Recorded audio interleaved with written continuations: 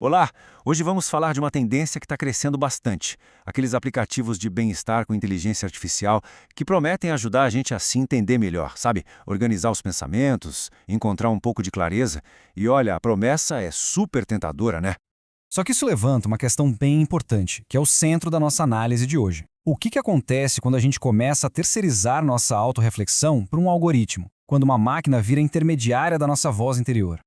E é aqui que mora o problema, a grande tensão da coisa. A mesma tecnologia que foi criada para ajudar a gente a se encontrar pode, no fim das contas, acabar impedindo que a gente faça o trabalho de autodescoberta por conta própria. É uma faca de dois gumes, e a gente precisa entender isso direitinho. Ok, então vamos mergulhar nisso. Basicamente, o X da questão é esse dilema entre automação e autonomia. Pensa assim, tem uma linha muito tênue que os desenvolvedores desses apps precisam acertar para que a ferramenta ajude sem tomar o nosso lugar. E o que está em jogo aqui é um conceito fundamental chamado agência reflexiva. O que é isso? Bom, de forma simples, é a nossa capacidade de olhar para as nossas experiências e dar um significado para elas, por conta própria. No fundo, a nossa habilidade de sermos os autores da nossa própria história. Olha, isso não é novo. O filósofo Martin Heidegger já falava sobre um perigo parecido décadas atrás. Ele tinha uma ideia de enquadramento que se aplica perfeitamente aqui. O risco é a IA pegar a nossa vida interior, que é toda complexa, bagunçada, e simplesmente transformar tudo em dado, sabe? Em números para serem organizados e otimizados. De repente, o nosso humor vira uma métrica e não mais um sentimento. E esse comparativo aqui mostra bem a diferença. De um lado, a autonomia, onde a pessoa está no controle, ela que começa a reflexão. Isso exercita o nosso músculo de autodescoberta. Já do outro lado, a automação. O sistema te dá conclusões prontas, o que pode ser mais fácil, mas também simplifica demais as coisas. E com o tempo, pode atrofiar nossa própria capacidade de refletir.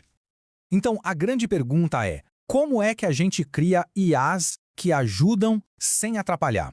Bom, alguns pesquisadores propuseram uma solução bem interessante, um conjunto de princípios, de regras mesmo, para guiar a criação dessas ferramentas de um jeito que elas protejam e não substituam a nossa agência reflexiva. E essa é a estrutura que eles chamam de Framework da Agência Reflexiva, ou RAF. São 5 princípios básicos. Vamos passar rapidinho por cada um para a gente entender como isso funcionaria na prática. O primeiro princípio, origem interna. A ideia aqui é bem simples, mas é fundamental. A pessoa, e não a inteligência artificial, é que tem que dar o pontapé inicial na reflexão. Sabe, a iniciativa tem que vir de dentro, não ser empurrada de fora. A IA está ali para ajudar no caminho, mas não pode ser quem aponta a direção. O segundo é a responsividade calibrada. Pensa nisso como se a IA tivesse uma espécie de inteligência emocional. Ela precisa ter o timing certo para saber quando ajudar e, mais importante ainda, quando ficar quieta e dar espaço. Se a reflexão está fluindo, a IA dá um passo para trás. Se a pessoa empacou, aí sim ela pode dar um empurrãozinho.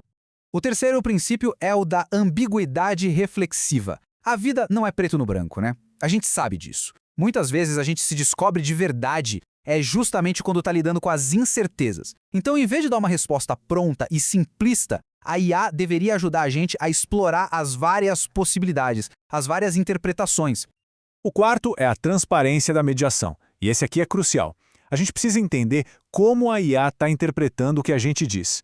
Por exemplo, se um aplicativo fala, parece que você anda com estresse, ele deveria mostrar por que chegou a essa conclusão. Isso garante que a autoridade final sobre os próprios sentimentos continue sendo da pessoa.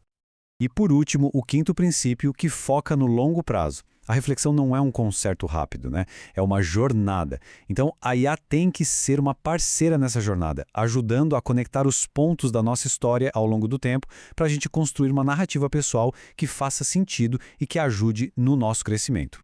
Tá, tudo isso parece muito bom na teoria, mas e na prática? Como é que isso funciona? Vamos dar uma olhada num estudo de caso de um aplicativo chamado Resonance, que foi todo pensado com base nesses princípios.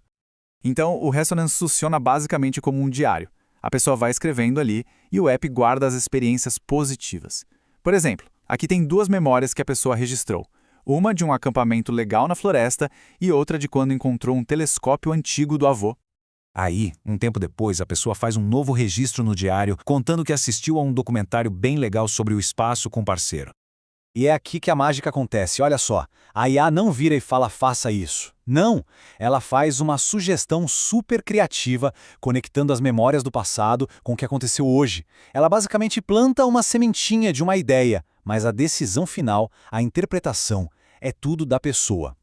E será que isso funciona? Bom, os resultados são impressionantes. No estudo que durou 2 semanas, as pessoas que usaram o Resonance tiveram uma queda bem significativa nos seus níveis de depressão. Enquanto isso, o grupo de controle, que só usou um diário normal, não teve quase nenhuma mudança. Isso é um forte indício de que esse tipo de ajuda da IA, quando é bem pensada, pode mesmo ter um impacto positivo e real na nossa saúde mental. O que nos traz de volta para aquela pergunta maior, né? Qual é o papel que a gente quer que a tecnologia tenha na nossa vida? No fim do dia, para que serve tudo isso? Os próprios pesquisadores por trás do Resonance resumiram isso de um jeito perfeito. Eles dizem que o objetivo não é ter uma IA a dia, que fica mandando a gente pensar ou sentir alguma coisa. A visão é, na verdade, de uma IA que seja uma companheira silenciosa, uma ferramenta que ajuda a gente a se manter conectado com quem a gente é. Então, para fechar, fica uma reflexão. Da próxima vez que um aplicativo de bem-estar der uma sugestão, vale a pena parar um segundo e se perguntar: peraí, esse pensamento está ampliando a minha própria reflexão ou está simplesmente tomando o lugar dela? A resposta para essa pergunta pode dizer muito sobre o tipo de tecnologia que a gente está usando.